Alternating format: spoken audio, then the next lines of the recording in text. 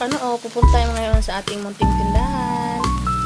Yan, manghihiram nga tayo ng motor kay mother kasi malaki ang U-box nito. Kasyang-kasya ang laptop. Maka-experience na rin. Kasi maganda ang motor niya. Yan, kasyang-kasya po talaga ang laptop ko dyan. Yan. Tingnan nyo naman, ang laki ng U-box. Pati ikaw na siya dyan. Dumating na po tayo ngayon sa aking tindahan. Mag-open na po ako para makapag-ready na ako ng aking mga gagawin. Buksan ko na po, ang dilim. Yan guys. Seryoso. Kunyari maganda, hindi naman maganda. Yan, magtatanggal mo tayong kapote. Yan, may suman pa tayo sa kapote.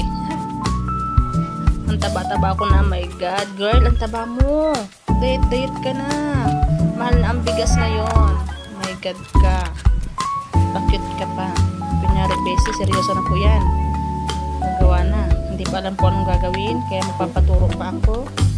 Yan, dan.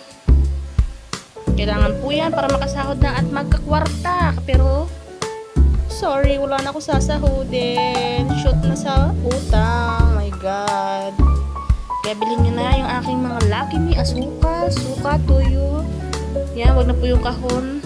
Reject na po yan. Yung mga nasa gilid ko na lang inyong bilhin. Ay, kunot na ang noo mo, girl. Seryoso ka ba? Yan, kailangan mo tapusin niya. Marami ka pa sa barangay hall. Walang holiday sa'yo dapat. Kailangan pasok lang ng pasok. Nang matapos na, lagot ka kay Kap. Yan, seryoso po ako talaga dyan. Para makapunta po talaga ako bukas ng Rokas. Kung pasok. Yan, dahil isang punta ko na po sa tindahan. May umorder po ng kanyang paninda. Kaya dadalhin natin yan pa uwi. Hindi ko alam kung paano ko dadalhin. Nasa pakarami. Oh my God. Pero kailangan para kumita ng pera. Mabawi ang puhunan ko. Nang magkasahod rin ako. Yan, asukal. Dato puti, shampoo. Kung anong gusto mo. Dampot ka na. Dampot mo. Bayad mo. Yan guys.